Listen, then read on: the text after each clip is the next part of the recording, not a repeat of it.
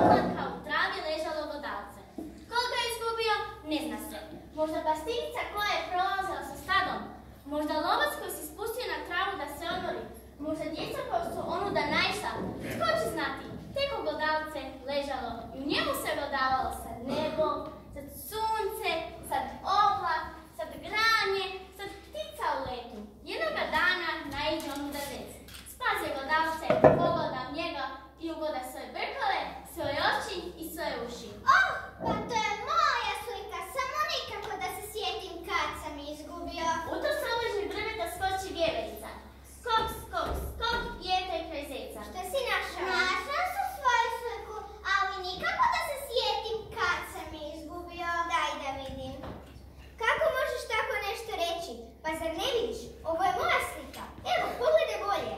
Koješta, ti nisi pri sebi. Zar ne vidiš moje lijepe velike uši na toj slici? I dok su se zec i vjeverica tako prepirali, sled iz drveta šojka krešta. Kaka, što se prepirete? Ja sam našla svoju sliku. Onda je došla iz vjeverica koja tvrdi da to je njena slika. Njoj sigurno vid nije u redu. Moje vid u najboljem redu, ali u zečjoj glavi se nešto muti. Kad može tvrditi nešto što nije. Evo Šojko, pogledaj i ti. Baš ste mi oba tvoje čudne pameti. Kako možete se svađati kad je ovo moja slika? Što vam je, zar ne vidite mojih kljuna stoji, a zar jedno od vas dvoje ima kljuna? Čujte i medvjed koji je onuda prolazio i približio se da vidi kakva je to svađa. Što se dogodilo? Zašto tolika vika? Ja sam našla svoju sliku. Onda je došla i vjeverica koja kaže da to je njena slika. Onda je došla i Šojka Kreštavica koja tvrdi da to je njena slika. Nije istina. Pogledaj pa ćeš vidjeti da je moja. Baš koješta, kako oni mogu tvrditi da je to njihova slika kada je moja i ničija druga? Lijepo se vidi moje kljuna na njoj, a zar jedno od njih dvoje ima kljuna? Medvjed uze glodavce, pogleda i nasmije se tako krupno i snažno da je sva šuma zajenčala. Ha, ha, ha, budale, baš budale. Ha, ha, ha, pa vi se svađate oko moje slike. Slušajte, neka se netko od vas samo usudi još reći da je to njegova slika. To je moja slika. Naravno, nitko se njih troje nije usudio da proturječi medvjedu.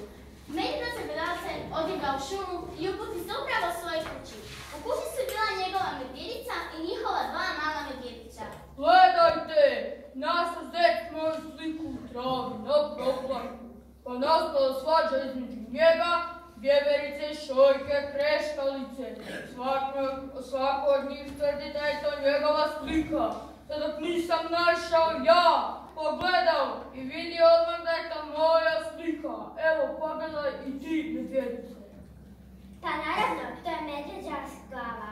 Kako su samo mogli tako glupo tvrditi? Evo medvjedići, pogledajte i vi.